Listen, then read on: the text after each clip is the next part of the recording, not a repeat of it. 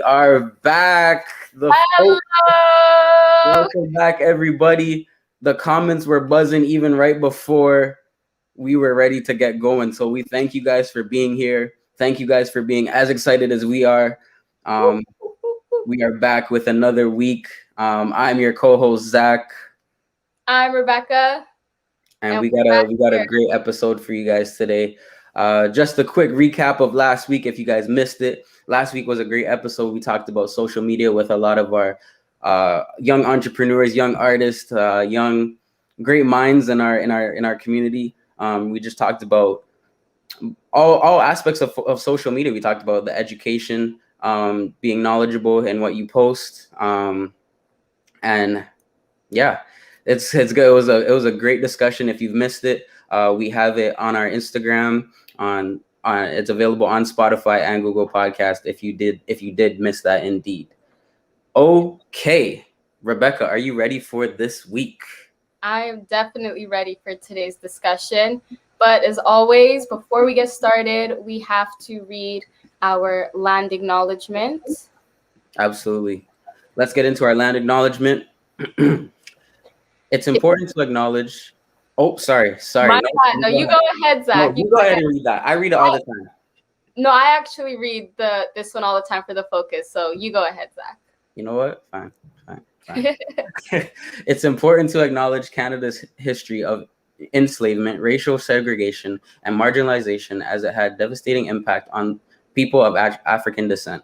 The existence of systemic anti-Black racism and inequality in education, housing, employment, health, criminal justice, politics, and other areas can be directly traced to the complex legacies of dehumanizing enslavement of African people in Canada. Canada has neither recognized nor educated the public adequately about the historical facts related to slavery and the anti-Black racism it has produced. Despite this, Black Canadians have made outstanding contributions to Canada in every field, which is all the more remarkable given the legacy of slavery. It is necessary to recognize the history of Black Canadians in order to build a more just society free from discrimination. Thank you, Zach. Thank you. And right now, usually we just go into the panel discussion, right? Today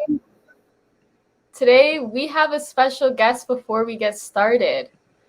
Today we have Miss Kayla Russell, a dear friend of mine.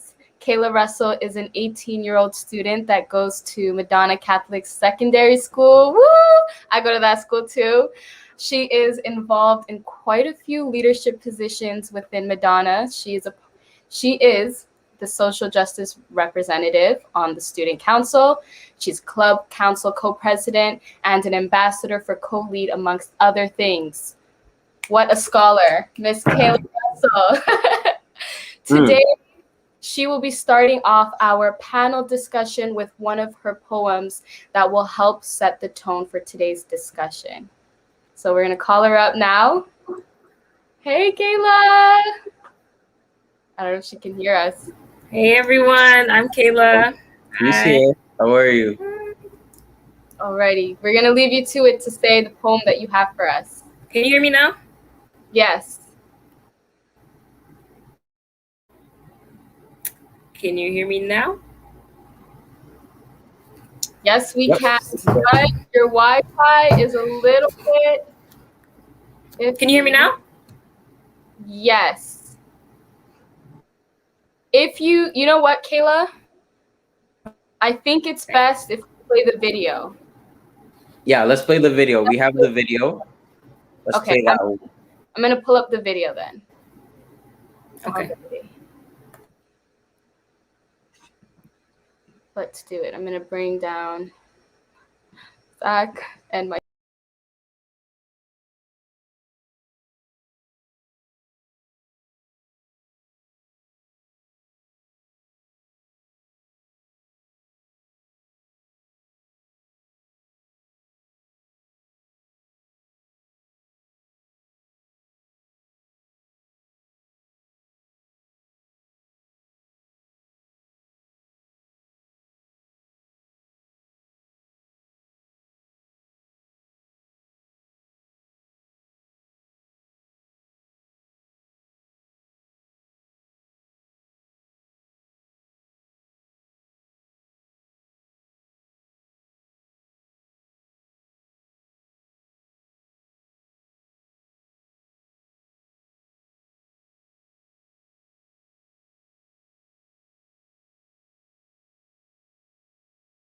looks. My apologies. Why can't we Apparently look there's no at both sound. sides instead I'm gonna and see stay there up are so that there is stereotypes some that need to sound. be dismantled?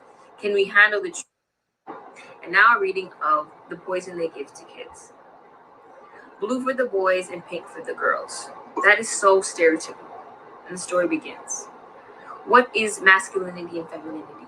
When did you learn that these words seem to fight, one on one side of the ring and another on the other side?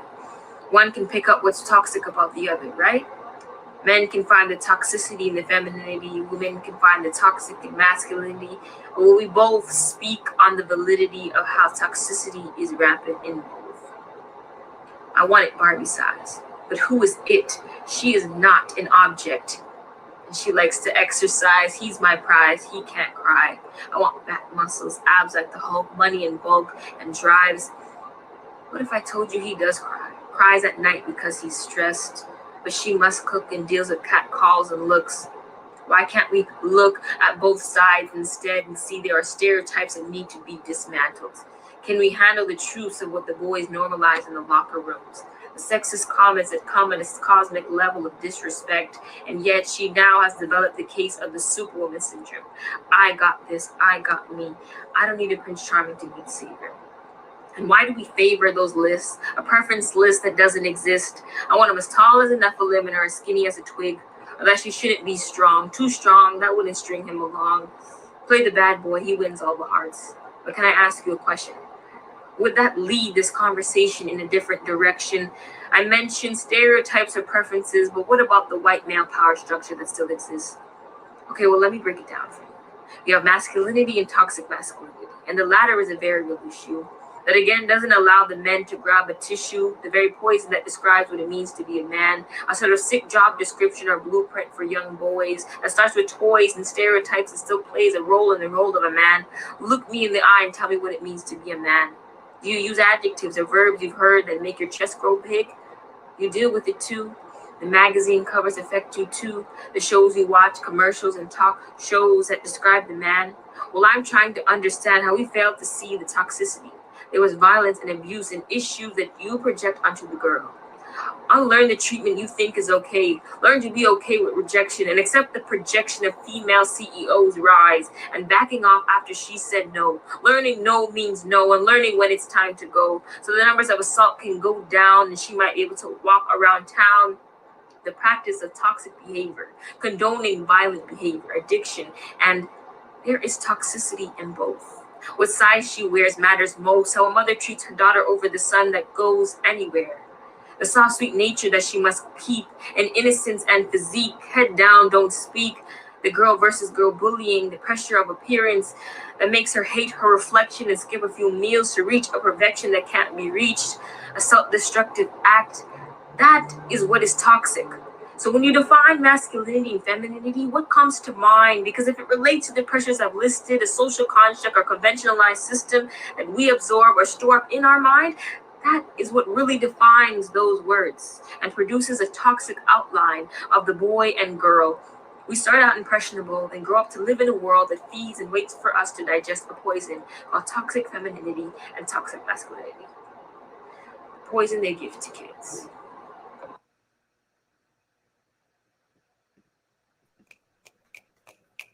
That was amazing. That was amazing. I wish, obviously, connection-wise, she's not really here right now, but I wish she was really here. But she knows how grateful we are for that.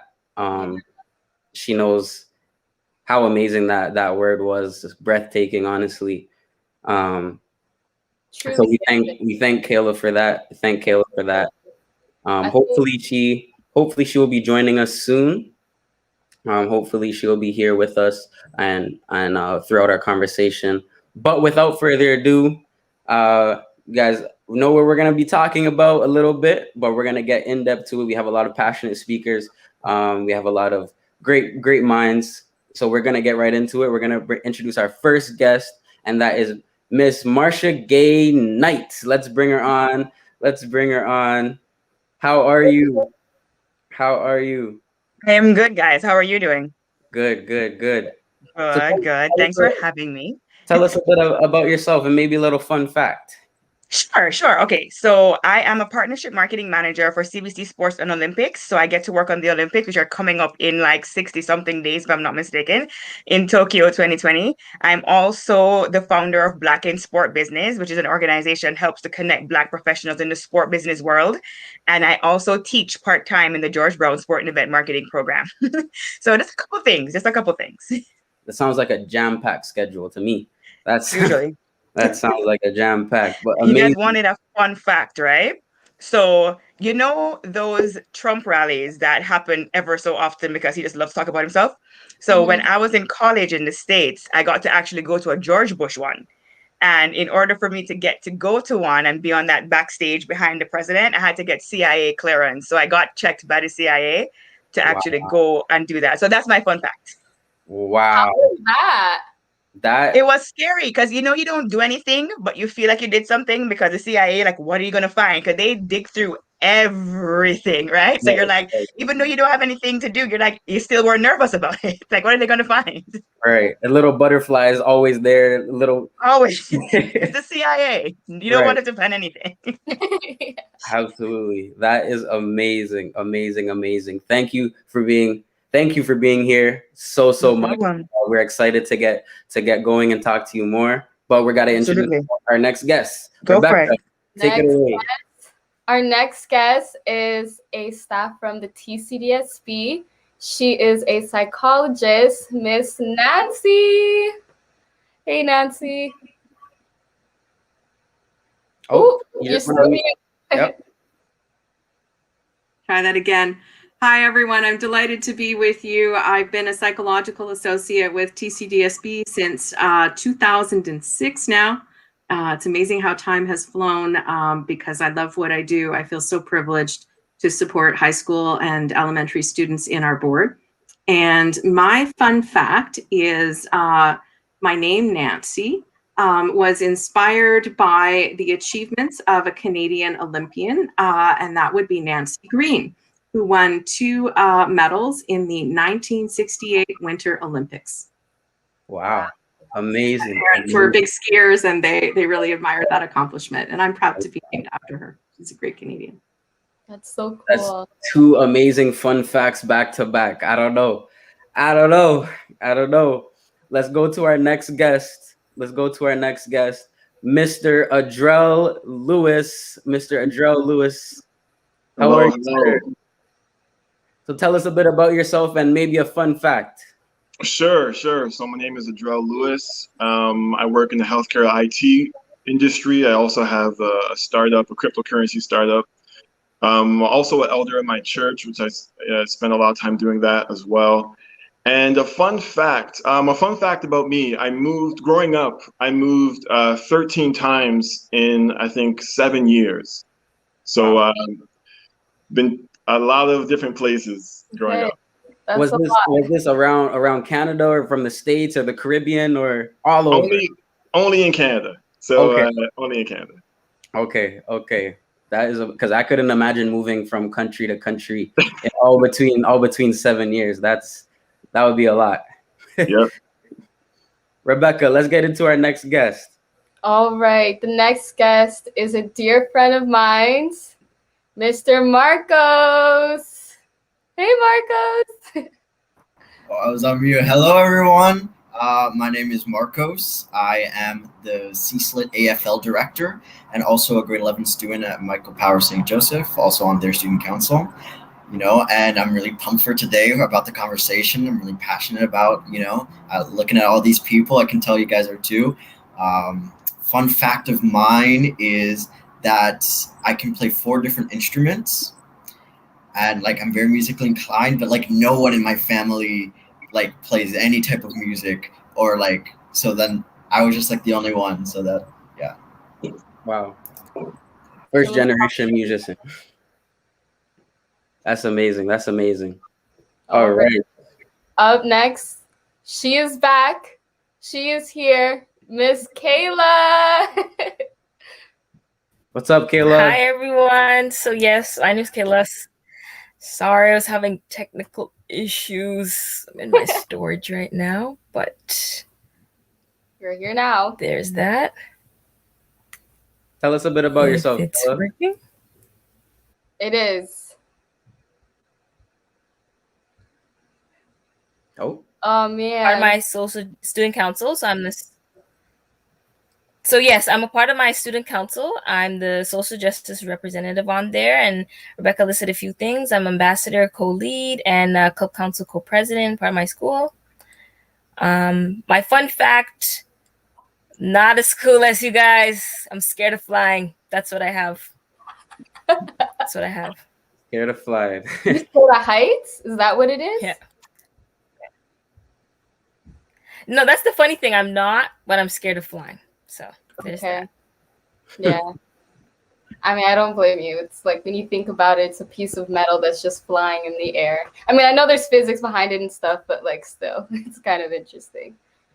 But yeah, so today, for today's discussion, we're getting into a pretty heavy one, a pretty deep one, gender norms and masculinity versus femininity.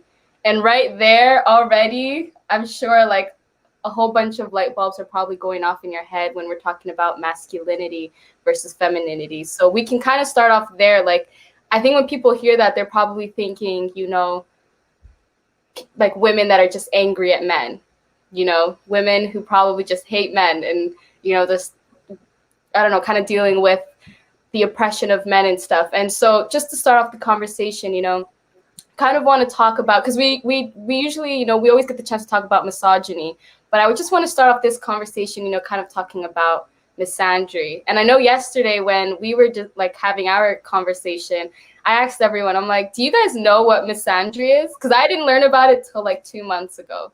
So does anybody here on this panel know what misandry is? Or kind of has any idea? Is it like contempt? Yeah, basically just women hating men, right? Basically just women hating men. So it's like, you know, there's like misogyny and misandry, right? And so like the first question that I was just going to kind of bring up was just, you know, just the difference between women like not hating on men, but feeling angry towards men and misandry, and if like what the difference kind of looks like to you guys. So it's kind of directed to the men first, but yeah, I just kind of have that question. Like, what does the difference look like to you guys? Maybe I can chime in there just a little bit. So definitely can you guys hear me fine? Yep. Okay, perfect. Definitely misandry is a word that I haven't heard very often, but I understand the sentiment or the feeling of, you know, women being upset with men. And to be honest, you know, in traditional society, men always held a higher place in society than women. You know, men could vote and women couldn't, and men were out working and women could not, and men had these different rights and women did not have these rights. And so for many, many years, society was bent. It was more of a male-dominated society, more of a, you know, like a patriarchy type of society. And so men have abused that power for centuries. And for centuries, you know, it was almost like you weren't masculine or you weren't a man unless you abused that power. You know, if you didn't, you know, have maybe 3 or 4 different girls, you had a wife and a bunch of girlfriends, and you had, you know, you were tough and no one could talk to you a certain way.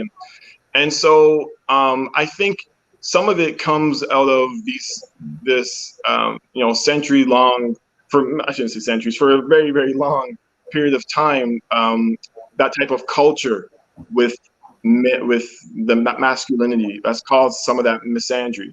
Now, in current days, you know, things are shifting, and I think there's a couple other reasons why maybe there's some misandry in current days, but maybe I'll just stop it there and let others speak.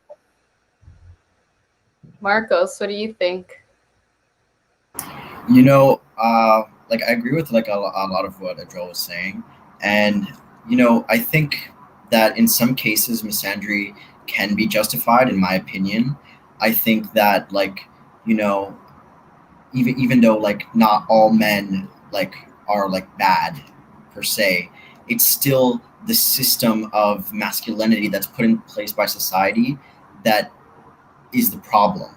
And like the men today who like continue to like support like the type of like locker room talk to try to like justify themselves like as a man, like that can be detrimental to not only men but also women especially, because then it's like in order for you to act a certain way, then you have to like put down women so that you're superior. And so then like when women say like who are misandrous and they say like hate all men, a part of it is coming just from change. They want change. It's the desire for change. Some are extremists, but it definitely, it will take an extreme change for that to happen, where men can feel comfortable knowing that they are a man and not having to justify it in any way to anyone. And then that they, and then in that way, they can be comfortable who they are, and then also not put down women, because that's what the man thing is to do. Yeah. I think that's a very interesting point too, and I think we touched on it yesterday as well. Adrel was saying, even in the older days and even now, sometimes you can be looked at as maybe kind of less of a man if you do certain things. Adrel was referring to different women in the older days, and that could kind of test your masculinity. But even now, like there's so many, I guess, factors, and we were kind of touching about it yesterday, Nancy, as well, and we were talking about it. But in terms of being like, I wouldn't want to say maybe less of a man, but do you guys think that there's oftentimes like masculinity is tested like within like a workspace or within like family roles or something like that? Yeah, so 100%. I mean, 100%. Growing up in society, you're a kid, you have a lot of your friends, your boys that you grow up with, and let's just say like what we were talking about, treating the opposite sex. And if you were a guy who like bought your girlfriend flowers and you brought her roses and you bought her a nice shoe and a nice purse, you would look like you're a punk. Like, why are you doing all these nice things to this girl? You know what I mean? So it was a society that was, it's kind of stigma still there, where it's like if you have a girlfriend or whatever, you just treat her don't treat her good, and so it kind of perpetuated this toxic masculinity that we're kind of talking about, and it came out of those social pressures. And that's just one thing, but of course the other is being a macho, being tough, having to fight. If someone calls you someone steps on your shoes, if someone calls you a different type of name, then you should fight. You're not going to let that go. And if you do let it go, then yeah, you're a punk again. You're not a true man. And so being violent was very manly. Being misogynistic was very manly.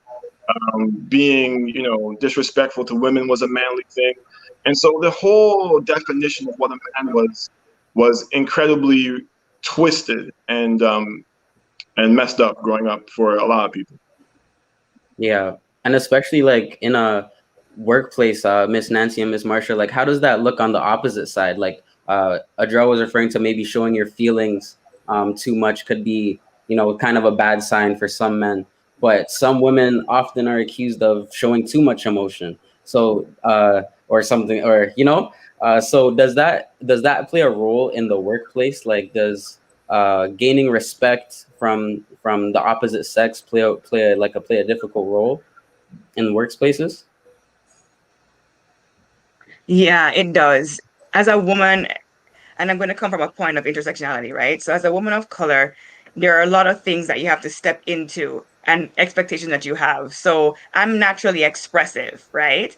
That might not be welcome in that space because that might be seen as extra or too much or over the top. And so you have to always find yourself managing yourself to accommodate other people's expectations, which I think is not something that men have to naturally do, even though we're the ones who are trying to meet them halfway. We have to always validate that we're good enough to be there. as a woman is to validate that you're smart enough, you're capable enough, you can lead, because they automatically assume that you cannot. So there are always these conversations and always these things happening with women. If I decide to wear a pink suit today, am I going to be less respected even though I really like pink? Should I wear the black one or the gray one because it's neutral, and then they won't see me as that girly girl and treat me as such? There are always these conversations that you have to have, because as we said before, the traditional man had normalized a lot of behaviors in terms of the misogyny and I am so tough girl. And then you have now there's a shift in that, right? So there are men who are struggling with the idea of the expectation of that normal behavior that they've seen before and just fundamentally being a good person. Why would you mistreat somebody strictly based off their gender or strictly based off who they are? So things like that are coming to a head right now, which I think is why we're having conversations like these. And this is why women are able to get to certain spaces and understand that they have to put on this armor and be tough and validate who they are because of all the things that have happened prior. But now that the conversations are happening and men are understanding more where women are coming from, change can happen. It won't happen overnight, but we're acknowledging the inadequacies that happen for women in those spaces. Absolutely. I would say in my workplace, in elementary, it's a very female-centric workplace. If you guys think back to how many of your teachers in elementary were women, so it has a different kind of a feel to it. I think in secondary, it's a little bit more equal representation of women and men. But I like to think that my workplace is pretty enlightened. I don't feel that I have to work harder as a woman to command respect or to be given respect. And I think that often the public sector is a place that historically has been easier for women to enter into professionally and to rise to positions of leadership professionally. And even in my own career, this is just anecdotal, but I'm sure that there are some numbers to back this up. When I started with the board back in 2006, I would say the majority of principals of my schools were men. And now I would say the majority are women.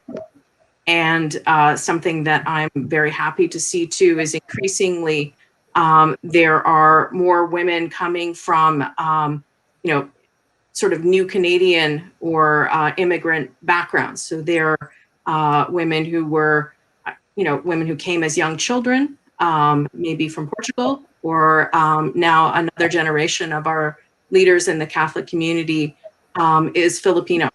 So I think that says something good about our board, about the public sector, and about Canada. But going back to the sort of original framing question, I personally, and maybe it's just, who I know, I don't know any women who hate men. I really don't. And I think it's important to make a distinction, as people of a Christian faith, we talk about condemning the sin, not the sinner. And so to me, patriarchy is the sin. Patriarchy is a system of oppression and domination that is part of, an interlocking system, right, of dominations, which include racial, bias, which include homophobia and various other forms of bias. And in my opinion, any person who calls themselves a feminist, as I do, has to acknowledge the interlocking nature of those systems. And one of my heroes, Gloria Steinem, was very, very vocal about that, from the early 70s onward, that we will not dismantle patriarchy until we dismantle these other systems of oppression as well. And the beautiful thing is, it's like you take one brick from one of these, walls of oppression, you're kind of weakening the other walls at the same time. And one of the women that she traveled with as her speaking partner was an incredible African-American lawyer named Flo Kennedy, who was a firebrand speaker. And so they went out together as a duo to talk about these issues. And so I guess I just feel it's so important to talk about how patriarchy oppresses both women and men. And I think that's a point that some of the men here have already kind of alluded to, that, you know, this is not a great way for you to grow up. In Kayla's poem, you know, it's the toxicity that's fed to us as kids, whether, you know, we're identifying as cisgender male or female. It dehumanizes us all. Yeah. And then, you know, just to go off of the point that you brought up in the beginning, you know, you said you don't know any women personally who hate men.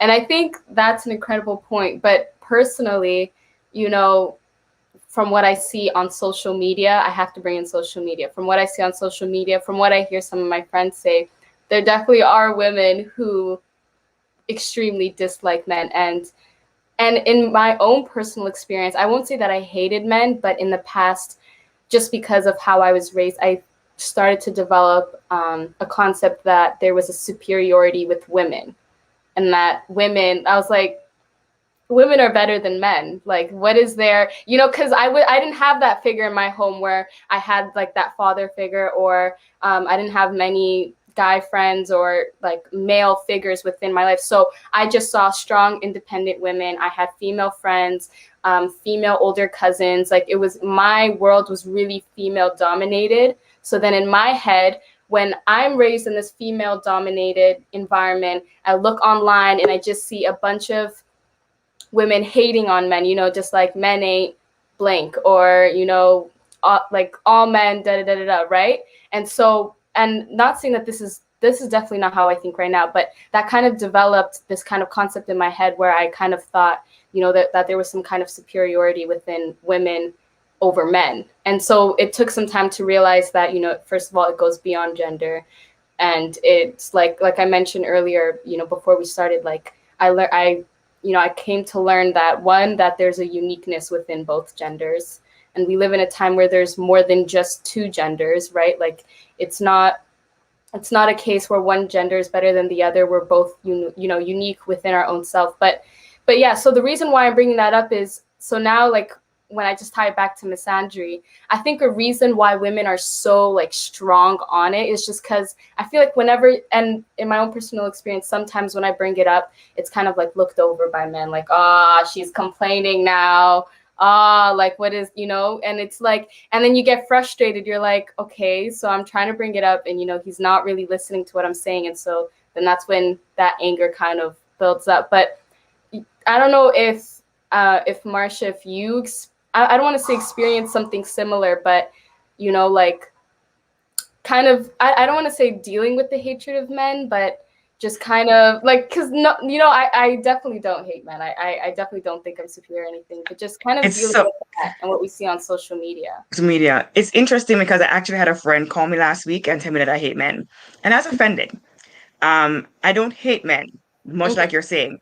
I don't like hers because I think he can do a better job of being a man in her life, and she's kind of like took that experience and brushed it. I think a lot of people need to understand that your experience with men, like how you're talking about, Rebecca, your experience with men have not been favorable. It is unfair to take your experience of, let's say, for lack of a comparison, 10 men, and then tell every man in the world that y'all ain't black, right? That's not fair. Everybody has different experiences, and it's as we grow and as we learn, we understand that just because I experience this over here, it doesn't necessarily mean that the whole experience I have is here. And I think social media tends to amplify a lot of voices sometimes in the negative light, because, I mean, negative news goes further than the positive ones. You see positive stories every once in a while, but for every 10 negative stories, you probably see one. So it paints a picture of negative stories surpassing the reality of things, because that's not everybody's experience. I know friends who I grew up with who have amazing father figures. I know friends who I grew up with who have amazing husbands, boyfriends. I see that and I'm like, all right, cool. This is what I desire for myself. With everything there's good, there's bad as well. We're not going to take the bad of everything and blanket it with a statement. So I think social media tends to do that because, let's be honest, social media likes to profit off bad experiences because that goes way further. You get more clicks, you get more likes, you get more support of things like that. But the good stories get hidden somewhere in the mix and they're not told enough. So people think it's a one-off or it's an exception and not the rule. People think the rule is that all men are a certain type of way. And I think it's unfair to see that based off your experiences and judge everybody off the same thing. Likewise, when my brother says all women are like this, I get offended. Yeah, same. When somebody comes to you and does some stuff, it doesn't mean I am like that. It's the same thing. So I can't expect the behavior to change if I don't change the way I think about it. Mm-hmm. Yeah. You know, Marsha, I completely like agree with what you're saying, but at the same time, I have to say that that type of negative social media, that type of negative influence, it can be beneficial because we could go and say like, oh yeah, there are a lot of good men, but like a lot of you need to change. Then who?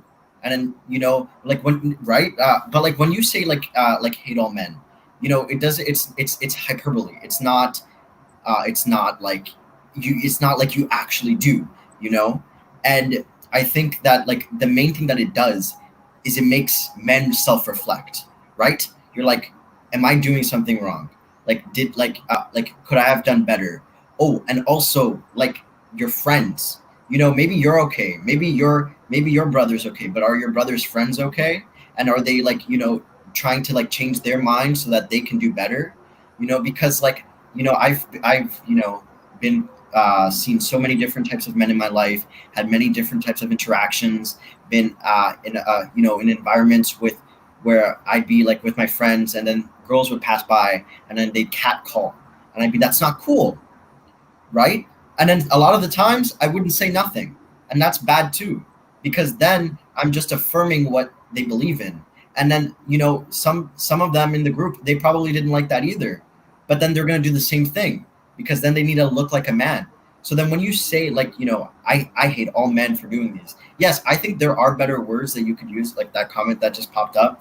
I think there are better words that could be used, but it's the harsh like words that like really like reflect on all men. Because like even if you think you're good, like even just knowing the bias, knowing that sometimes, okay, I love to go on like night runs, right? And when I'm going on night runs, I always like, I tell this to Rebecca, like I'll call Rebecca and I always think about it. Like if I was a woman, I don't think I would be comfortable walking alone at night. And I like always remind myself, and I think of how like cruel that is, how wrong that is, because for me personally, I'm not scared of if a man is going to check me out, or if they're gonna they're gonna call my name, and I think about that, and I know friends who have I've been in bookstores with a friend, and some old guy came up to her, and she's just like, and he's like, hey, how's it going? Like, like, what are you doing here? Like, could be super polite. No words were used like offensively, but there's still that level of discomfort that women feel, and it's not okay. It's not okay. So then, like, even like even for men who haven't done anything wrong, and like because I have friends who like friends who are girls who have been in like jobs with men who like they're scared for no reason, like they could be the nicest person, but they're scared because of this stereotype. And like a lot of men could say, well, that's unfair, I didn't do anything wrong, but then it's your responsibility to tell your friends, to tell your like buddies in the locker room, when you're talking about like Nancy over there, like it's more than just a body, it's more than just an image. There's personality, and that's for everyone. Yeah. And there's 2 points I want to piggyback off from what you just said. One about running at night, and it's just that one really hit, because there'll be times, like Marcos mentioned, where I'll be on the phone with him, and we'll probably be talking about how we're stressed with like school and work and stuff, and he'll be like, it's so freeing to run at nighttime. You should do it, Rebecca. And literally I would be like, bro, what do you mean you should do it? Like right now, what time is it? It's 6:43, like the sun's still out kind of, but I know that it's going to get dark soon. Like I personally, I can't just go out, like that's not safe. So I think just one thing, acknowledging male privilege. And I think whenever that conversation comes up, I think sometimes men get a little upset. Like, what do you mean? Like, you have legs like me, you can go out if you want to. Anything could happen to me, you know, like some guy could try to rob me or something could happen to me. But then that's like you're gaslighting the woman right there. But I just want to bring up another point, though. You brought up the whole, like, even though it's not all men. And when you said that, that like sparked something in my head where, and I kind of discussed this earlier too, like, you know, I have a little brother and he's 12 years old right now. And I remember one day he came up to me, and this was around the time where on social media, the hashtag all men, or like, you know, it was basically just talking about like sexual assault that was just going on. And there was just these debates between not all men and all men. And my little brother comes up to me and he was like, but Rebecca, it's not all men. And he felt scared to say that because like literally as soon as a man said not all men, like we were there ready to bash anybody who was saying that, because you know, that's like I mentioned earlier, that's like gaslighting the scenarios that women go through. But he came up to me and he was like, Rebecca, but it's not all men. Like, I don't do that. And that's when I realized, okay, I need to sit down with him and explain to him like what that means and why on social media, why women are getting upset when men say not all men. But even right there, I was like, wow, he's like 12 years old. He doesn't even really have social media like that. I don't know if he saw it on YouTube or something, but the fact that he acknowledged it, and what actually happened was he got into an argument with my sister, because my sister was right away like, are you crazy? How could you say not all men? This. And I literally had to just break it down and be like, he's not wrong. Technically, it isn't all men, but I need to explain to him why saying that could be harmful. And I needed to explain to him that, you know, what women go through, it's real. And maybe it's not all men, but in most cases, it's all women who do struggle with that. So, you know, like with the aggression that comes online, like I can see the way it's affecting young minds. But yeah, I just want to bring that up. So yeah, even though it's not all men, I kind of had to explain to him how, you know, I don't want to say how it technically is all men, but because you have that privilege, you know, you kind of go into that box by default, you know, just like white privilege. You may not be a racist, but because you're white, you have that privilege, you fall into that by default. Yeah, having that conversation within itself was, you know, kind of hard as well. There's a point I wanted to share to piggyback on your thought too, Rebecca. I remember watching this podcast with T.I. You know, T.I., it's a bad time for T.I. right now, but I was watching a podcast with T.I. And you know, he's Mr. Controversy when it comes to this whole woman thing. So he was interviewing another rapper, I can't remember who it was, and they were talking about the fact that they put their young daughters on birth control early, right? Because they said it, you know, oh, men are. I'm like, time. So I started to, my brother and I were both watching it, and he got something different from it, and I got something from it. They all have sons in this scenario. And I'm like, so you're willing to let your son continue with the bad behavior that you know you have done that would cause your daughter to have to get medicated to prevent it. The easiest solution to that is to talk to your sons. Let your sons know that their behavior is bad and we have to stop it. But no, you would rather brush that aside, take that as normalized behavior, and put your daughter on birth control. I'm like, are you hearing what you're, and they were so entrenched in the conversation because that is just normal behavior. That's a normal train of thought. You need to acknowledge that you are part of the problem. You saying that is part of the problem. You need to understand that everybody needs to hold each other accountable. To Marco's point, if men don't hold men accountable to do better, then it's going to be different. If a woman says do better, it sounds different because it's coming like she's complaining, or she's just saying this. They're going to invalidate her feelings or invalidate her experience. But man to man can be like, yo, bro, for real, like, don't do that. You know what? You're right. It checks different. It checks different. So when I hear a woman say something about a man, I have to check her, because I'm like, not all men, no, because my experience, you check each other and we hold each other accountable in that way. Yeah. And Nancy wants to go. I want to say something about the importance of allyship, especially around issues of gender. And so back again in early second wave feminism in the 1960s, Betty Friedan, who wrote The Feminine Mystique, which was a groundbreaking book at the time, talked about the importance of having male allies, you know, in the movement toward gender equality. And I think just even something as practical as a night run you know, I know with COVID, it's a different situation, but otherwise, you know, could, you know, Marcus and Rebecca go for a run together? I know at the University of Toronto after 9/11, there was a lot of antipathy directed toward anybody who looked like they were from the Middle East. And again, there were allyship programs that sprung up, including like a walk safe program, so that students who might be targeted if they were walking home from the library, you know, that they would be with a buddy from the walk safe. And obviously that works for gender as well. And I also think, you know, women getting together, right? Would you feel safe, Rebecca, if you had 2 other young women to run with in your neighborhood? If I'm being completely honest, though, like I have, and I do run with my cousins or my sister, and it in some neighborhoods and in some areas, it honestly can make the situation better, if I'm being completely honest, because it, you know, I don't know. In some cases, that might make it worse, and I think it's subjective to which area you're in as well. I've noticed that, but you know, I feel like even in some cases when a woman goes with a man, it doesn't take away, like, that doesn't stop the actions of some men. It does make you feel a little better because you're not going through it alone. So in some cases it can be kind of fun and you can brush it off, so it's not as scary. So that helps out a lot. I think that just kind of is a coping mechanism, like not as much as a solution. But that is a good point. I'd rather run with my sister and my cousins than just by myself. That is true. And just to kind of add on to some of this, because, you know, we're kind of just talking about how it affects women, but I think the reasons, I don't want to say the reasons why, but a question that I have for the guys, and I kind of want all the guys to answer, including Zach, you know, because then there's also this issue where men aren't really in touch with their emotions.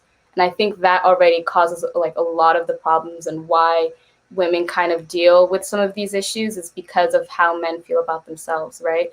So, I mean, I just want to first start the conversation with like reasons why you think men may struggle with their issues, and then I have a sub question for that as well. But just starting off there. I'll go ahead first because we spoke about this a bit yesterday as well, and I've really thought about it, and I wouldn't disagree with you, but I would say that every like man or boy or whomever, we're aware of our emotions, we're aware of what we're feeling, we're aware of our surroundings, we're aware of what's wrong, but there's often a bit of, I wouldn't say trouble, but I think miscommunication between a male and whomever, just in terms of sharing that feeling, that connection with someone else. And I think it's a trust level that some men I think kind of don't really feel sometimes, or I feel like it's an ego level. Like we're gonna get into ego as well.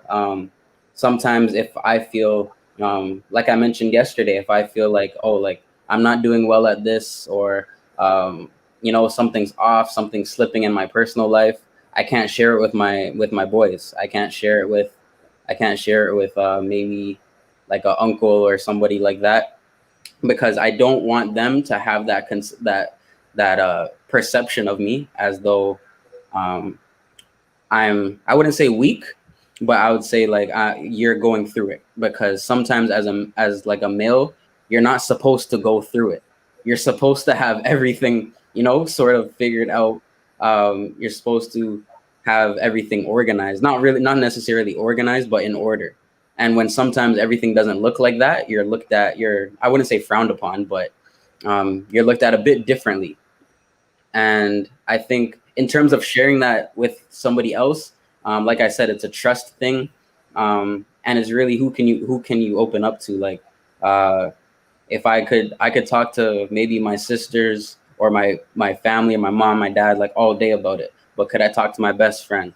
Could I talk to Rebecca? Could I talk to my friend group? Or could I tell people what's going on? And I feel like men struggle with that, just because they're unaware of the outcome, and they're unaware that not everything should be done on their own. Not everything can be done on their own. and sometimes we feel like everything has to be done on their own. I was subject to that, like my schooling life and stuff like that. I was subject to thinking I could figure it out all on my own, but sometimes you really can't. Sometimes you really can't. And sorry, Adriel, go ahead, because I don't really want to get too deep into it, but I know you have something to say about it as well. I was just gonna say I 100% agree with what you're saying, Zach. It's like, it's not that I don't know that I feel angry because, my parents are yelling at each other. It's causing me to feel scared and angry, or I don't feel sad. Not that I don't know how to feel these feelings. It's that I don't have an outlet. It's like they say, like, young boys growing up, they may have fear and anger and depression, sadness, but they don't have an outlet, so they go fight someone at school. So they go and they make a bunch of jokes in class instead of studying. So the outlet comes out, exhibits in different ways because you don't have a chance to, or you don't think that you have the ability to express yourself honestly. And a lot of it, I think, comes from a fear of rejection. Like, you feel like if I express myself honestly, that my parents, I think my parents are going to break up, and they're yelling every single day with your boys, that it's not going to be reciprocated, and you're going to get some rejection here. So you rather just keep it inside, but then keeping those feelings inside always exhibit themselves in other ways, And I think a big, big part of it is just men feeling like they don't have an outlet. So, Joe, one more follow-up. Is that like something that we, I guess, we're grown up on? Like, is that like maybe like a lack of role modeling, or somebody that we can't really connect to? Because I know I've had people that I could connect to. Like I have like cousins that are male. Like my dad I could talk to, but in the same time I can't talk to, if you know what I mean, right? Like, I can't say I'm going through this, but I could say, hey, like, like I'm doing this, but I can't say I'm struggling with this. You know what I mean? Yeah. I think it's cycles. I think it's like just like generational cycles. Like, I know from my dad, when I wanted to talk about girls, the last place I was going to go talk to was my dad. You know what I mean? If I was going to go talk about issues I was having at school, like, the very last place I'm going to go talk to is my dad. So it was just kind of a cycle. It was just, and he probably never talked to his dad about it. So I think it's just kind of a generational cycle that has to be broken. I know not necessarily it could be father and son, but even with peer groups, I think it's just stigmas and cycles that need to be broken. I know in the church we try to do that. So in the church we have a lot of boys who may not have a father figure, or never whatever, and don't feel like there's a safe space. So we try to create safe spaces, and we start with ourselves. So I will start and open up real, like, be 100% real with the boys that I'll be talking to. And that starts to crack at the armor, and they start to open up, But first they have to know that you're real, and that there's actually a safe space for this. Absolutely. Marcos, what do you think? Sorry. Yeah, no. Okay. So, like, there's a lot of things that I really agree with. There's just like one thing that I kind of disagree with that you said in the beginning, and it's that, like, saying that, like, every man, like, they know how they feel, they just don't have an outlet. I agree that they don't have an outlet, but I feel like a lot of men also don't know how they feel, like, and they might not even know the source. So then, like, I know for instance, I felt like this way before, and I know a lot of my friends has too, where it's just like you're angry, and, like, you feel emotions, but then one, you don't know why. Two, you don't know who to talk to. Three, you gotta find some way to let it out, and like you said, you'll fight someone, you'll you'll get in trouble, you'll do this, you'll, like, go into vices. Like, the proportion of men who commit suicide are so much greater than women, and that's because they're acting out, they're using illicit substances, they're, like, doing risky behavior because they don't know other ways to release that energy, that emotion, and it's because of, like, that patriarchal system that is put in place. Like you said, like, Adrel, you didn't talk to your father about homework, about girls. Your father, he probably didn't do the same. But you know what? It's kind of like there's this an example, like this dilemma where like a father, he wants to treat his family to a vacation. He doesn't want to go, but he wants to do it out of the kindness for his family. The wife, she doesn't want to go, but she only wants to do this because she thinks her husband wants to go. The children don't want to go, but they just want to make their parents happy. So then you get this family who none of them want to go on this vacation, but then they're all doing it because they think someone else wants to do it. And that's the same thing with like men. You know, we think that this is how we're supposed to act. So then that's how we act to appease those other people. But then at the same time, you know, they also can't share their emotions. Like, you know, I bet like Zachary has the same problem. You probably have the same problem. I have the same problem. My friends have the same problem. And then it's like everyone has the same problem, but we continue that problem because that's what we think is what's supposed to be done, you know? And it just, that idea, like that we have to keep up masculinity for some sort of approval. But who are we trying to prove ourselves to? See, personally, I gave up on that. Like I gave up on like trying to like gain approval from like anyone about masculinity. Like I'm wearing nail polish. That doesn't take away. Yeah, exactly, Rebecca. That doesn't take away from me being a man. That doesn't take away someone else from being a man. It that is not. You know, I think Celia brought it up in the comment section that gender is just a social construct. You know, that we put in place, and we continue it for who knows what reason. And that's all it is. It's just constructed for, I don't know, clarity, for a sense of purpose, a sense of person. And it's just very it's very sad for me to see that a lot of people, they can't express themselves, they can't, you know, show their emotions. And then that's why you see such high suicide rates. That's why men always are using too many illicit substances. And I have a second question. Oh, sorry, Nat, you go ahead first before I ask my question. Ooh, I think you're muted. Sorry. Thank you, Rebecca. And thank you, Marcos, for that wonderful analogy, you know, that we can get caught up, you know, in this trip that nobody wants to go on. And at the same time, with awareness, we can say, no, thank you. And so as a mental health professional, I just, you know, want to encourage all young people to reach out to someone when they're struggling and know that that's part of the human experience. And you're not less of a man or less of a woman, less of a guy or less of a girl, you know, for reaching out for help. And in school, you know, there's your teacher, there's the guidance counselor, there's the child and youth worker, there's psychology and social work staff. There are community supports for youth. And one great thing about the internet is that they're a lot easier to find. And if you're in post-secondary, your college or university has counseling services. And also a lot of students have health insurance as part of their enrollment plan and can access services privately. And I think that when we free ourselves, that's the beginning, right? It starts with us. And then when we are feeling content within ourselves, you know, as Marcos, I think you've come to a beautiful place. I think all of you have, but, you know, I'm referencing you because of what you've just shared. Then it allows, you know, us to give a space for other people to be. They need and want to be on their own terms, on their own self-definition as individuals who happen to inhabit a certain kind of body. Yeah. Good points.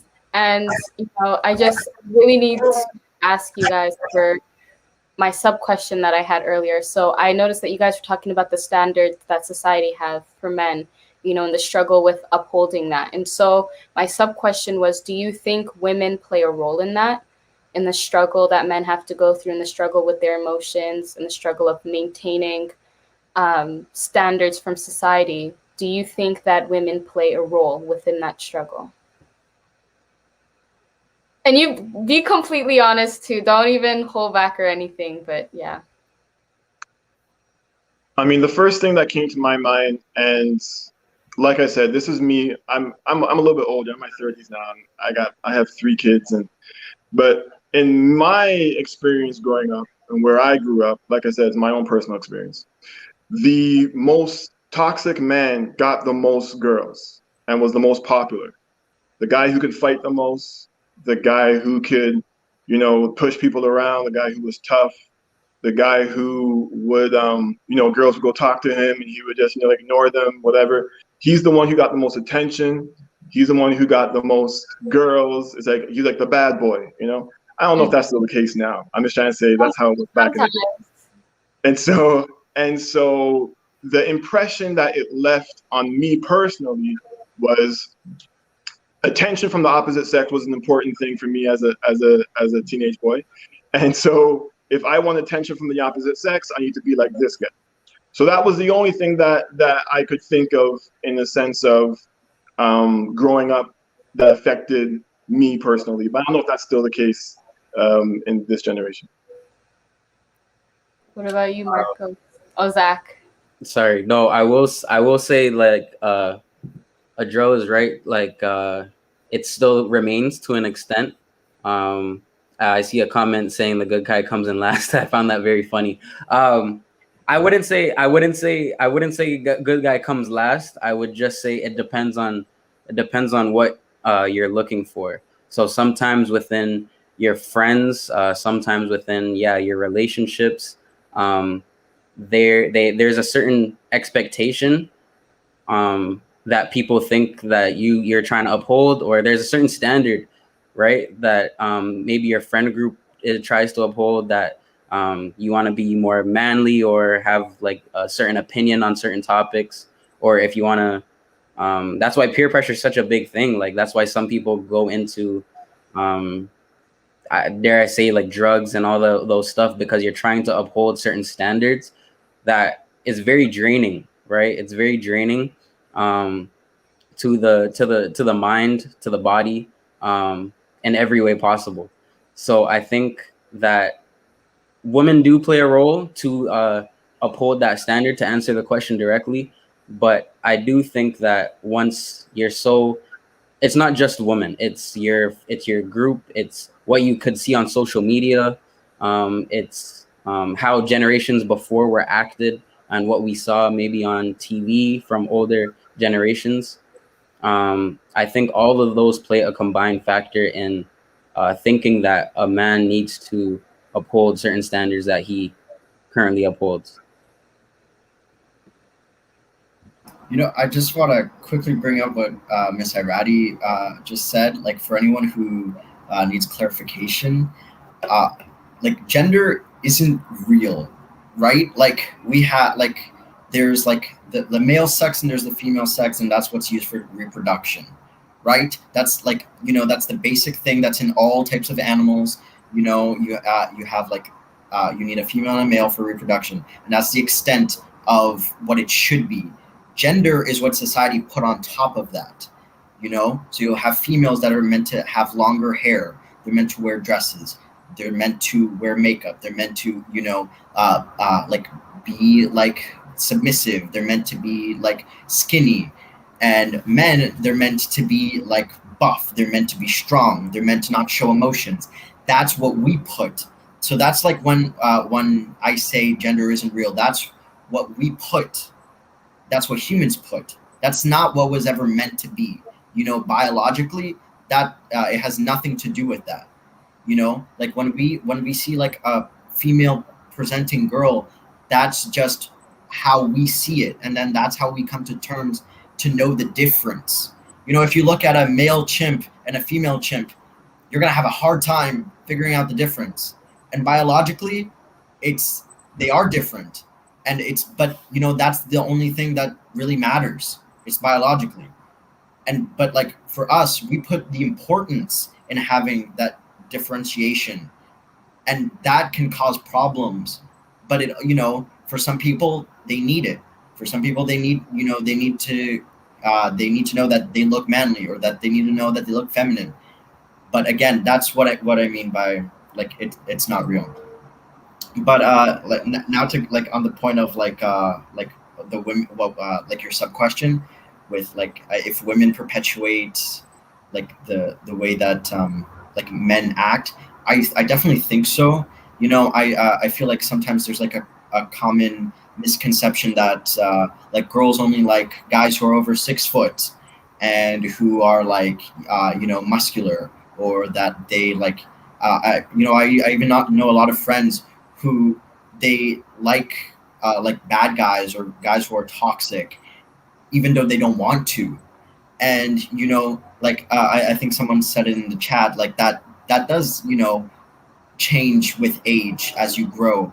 But then it, like, you know, it definitely, it feels like some men, they get rewarded by acting vile. So, so like, you know, when you're attracted to the opposite sex and you want, you know, like Adrel said, like you're very invested in that, you're going to do what you got to do. So then that's what then that mindset, it's also put into women, you know, that men have to act this way. So then that's what women see as like more appealing. And then, like, you know, it's just like a continuous cycle. Yeah.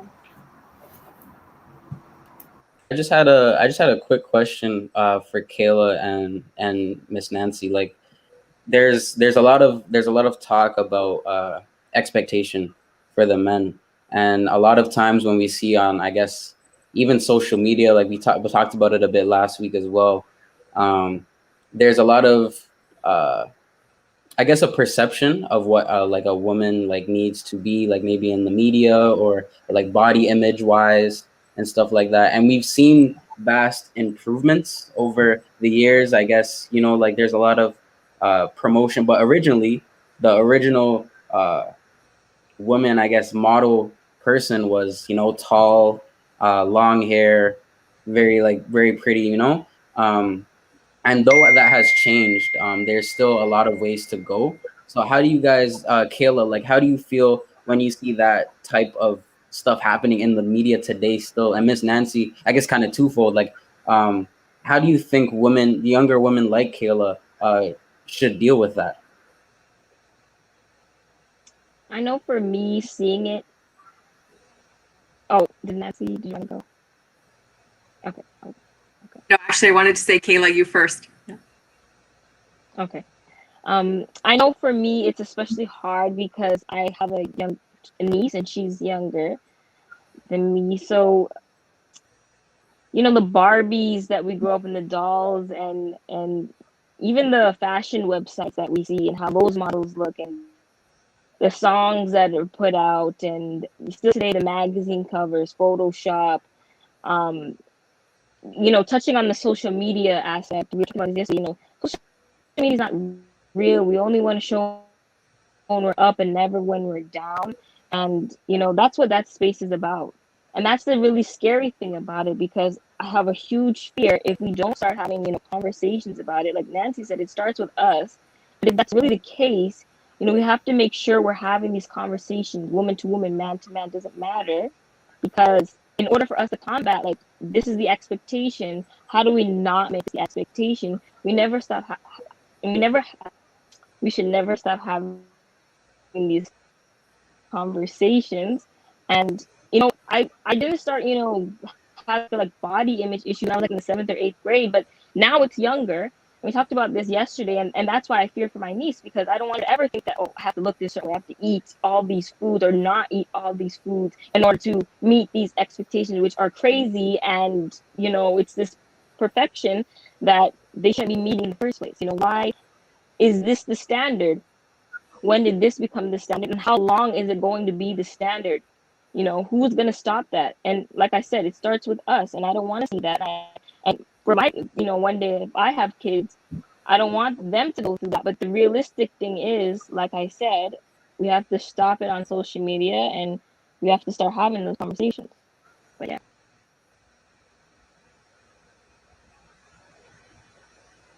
I think one aspect of media with regard to body image that is more positive in recent years, and you know, I don't want to come across as just somebody who's always looking for the glass half full, but I confess that is my nature. It's good to acknowledge what's wrong, but also what's right. And I think that there has been a lot of growth in the fashion industry, in the media, in terms of different images of beauty, beauty of all different racial backgrounds, for one thing, beauty of different body sizes, to see beautiful plus size models in the media, to have plus size clothing that doesn't look like something only your grandmother would wear, right? And to just instill confidence in young women that they are beautiful, and there are many different ways to be beautiful, that they don't have to fit themselves into some kind of cookie cutter image that just in many cases is completely unattainable.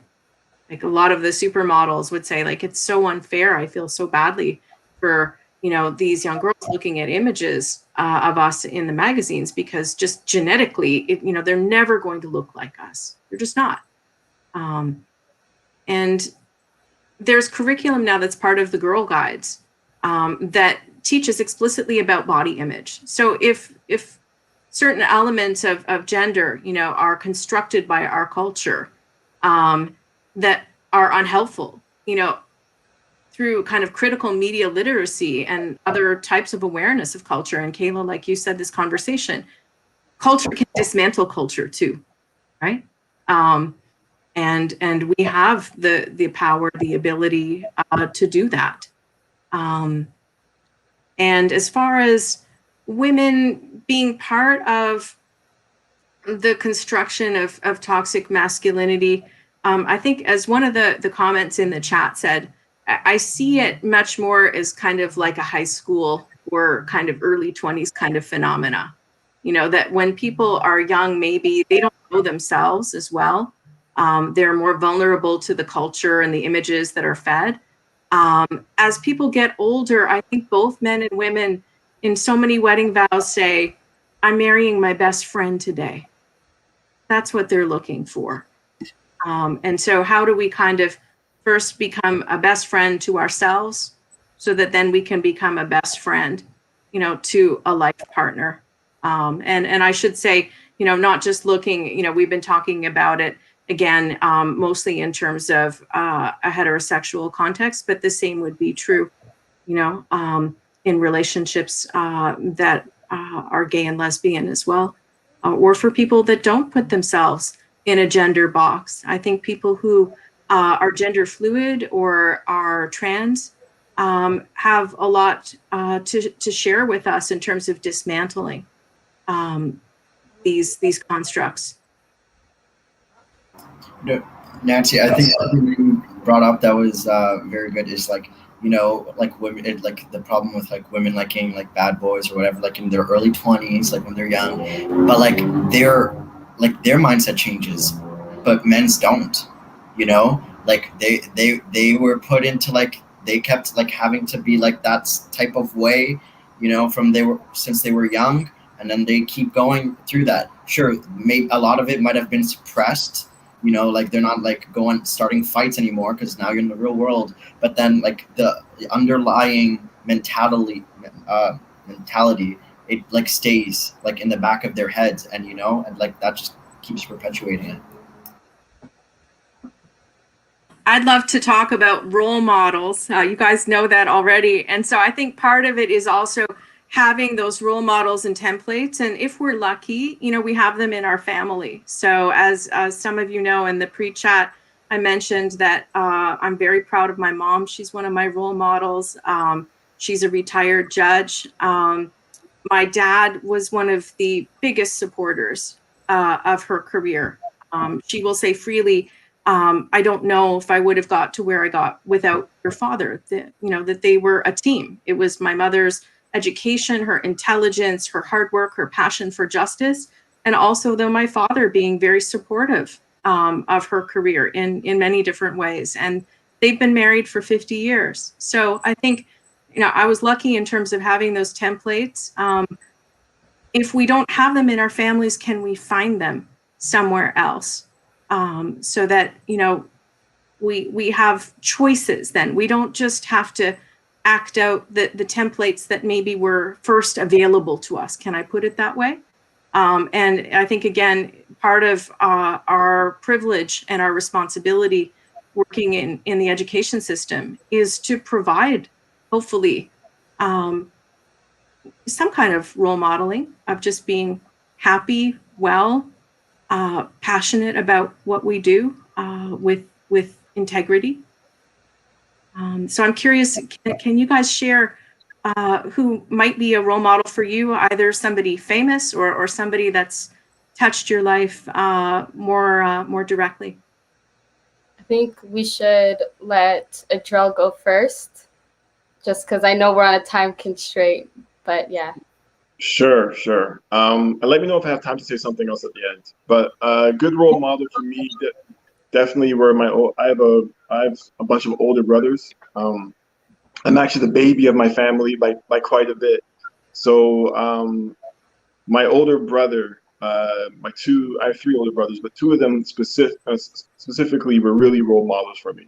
As I was growing up, they were already having kids and everything else, and I saw them with their family, how they tried to have integrity. Like, for them, the definition of a man was someone who had virtues. So you had honesty, integrity. When you say something, you try to keep your word. You try to treat the golden rule. You treat others as how you would like to be treated. And so those virtues are something that I saw in them, and I tried to reproduce. I guess I can go at this point. In terms of female role models, definitely my mother. She's the strongest woman I know, for sure. And then I would say my older cousins. That's like the females that I looked up to. Those are my role models.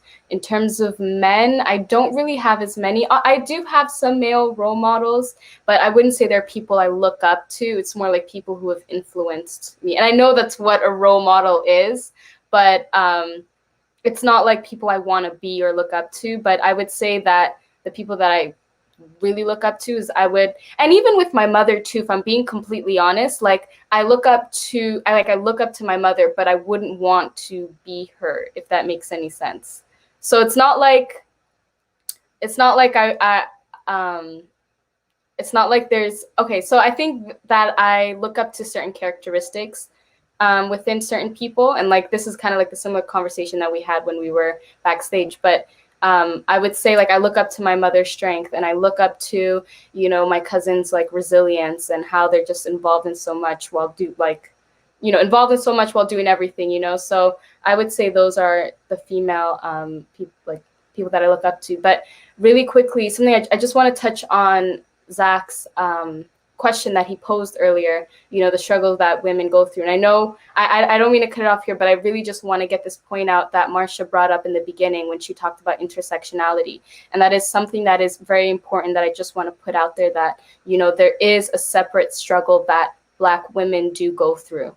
And that, it's one thing at age 9 or 10 where you start to feel body conscious and stuff. And then there's another thing that Black women go through with our hair, with our body, with dealing with our skin tone, with dealing with, and if we're being completely honest, with dealing with hyperpigmentation, stretch marks, the different things that come after as you grow into a woman, and just kind of dealing with that. And then maybe dealing with,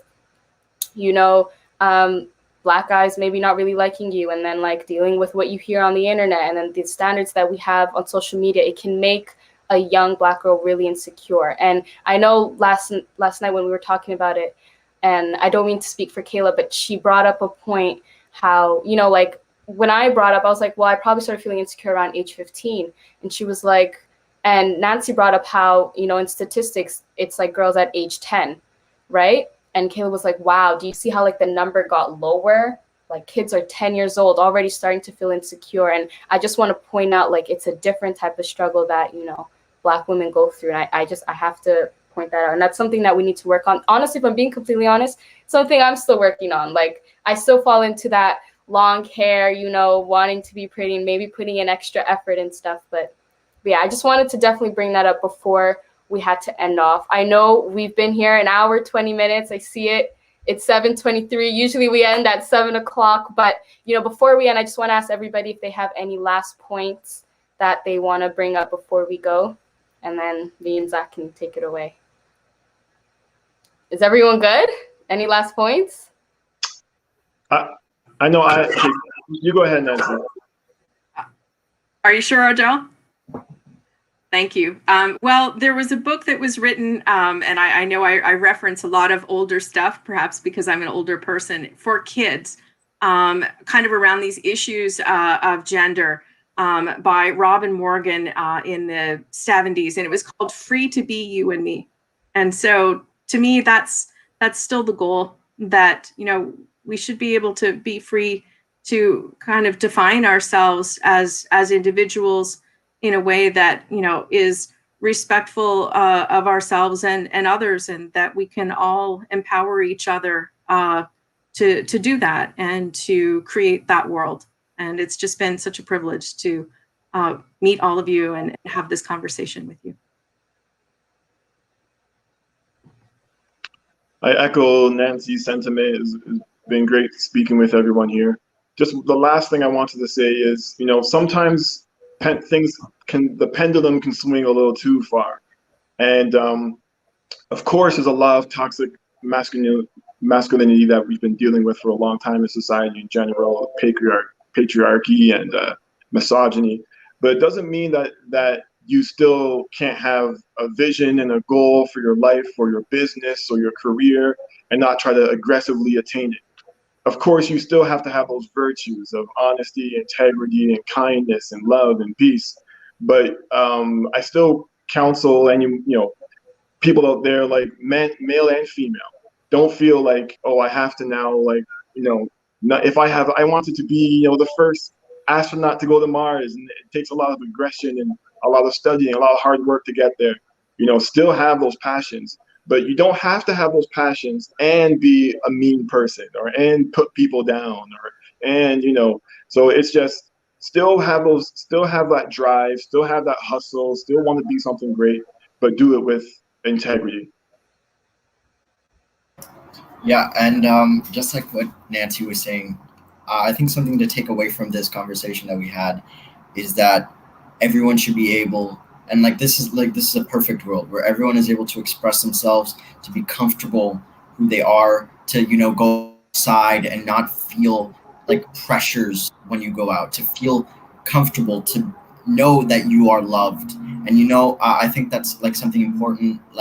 As a Catholic, God loves us all, and everything we do, all the way we are, every single part of us, every single detail God loves it all, and we're all equal in His eyes, and there should be no reason for us to discriminate against anyone, for us to act out just because we're scared. We should all be able to feel comfortable with who we are, because God loves that person of us. God loves who we are, and that's the person who you want to be. So if you want to take something away from this, that's all I have to say. Just love your neighbor, and that's it. Thank you. Kayla? First of all, I just want to apologize for my Wi-Fi. I don't know what's been going on with it, but and again, thank you so much for having me here, and thank you so much for all the lovely comments about my poem. I just personally want to say that, just similar to what I said before and what Nancy said, it starts with us, and I'm just a firm believer in that. I think we can combat this really large issue, and it okay, and it can be done with us. It will be done with us, and that's how much I believe in it, because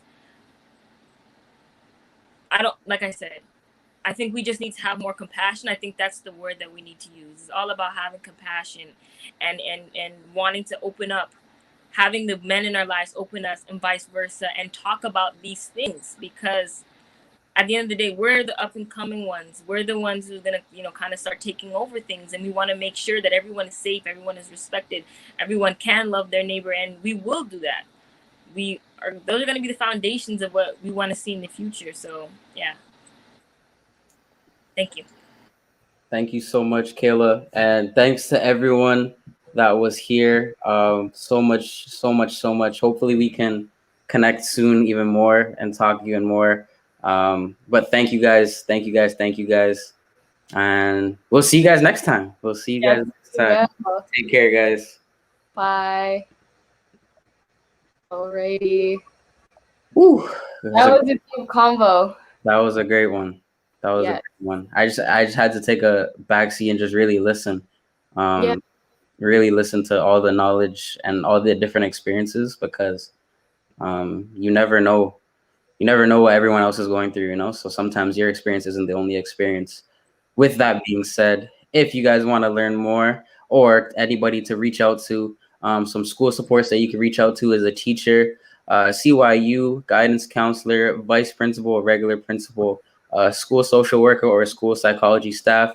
I know that Miss Nancy was talking about this a bit earlier as well. Yes. And so let's say if you guys are struggling or dealing with anything after school hours, there are community supports. You guys can speak to What's Up Walk-In at whatsupwalkin.ca. You guys can call Mental Health TO at 1-800-665-6486.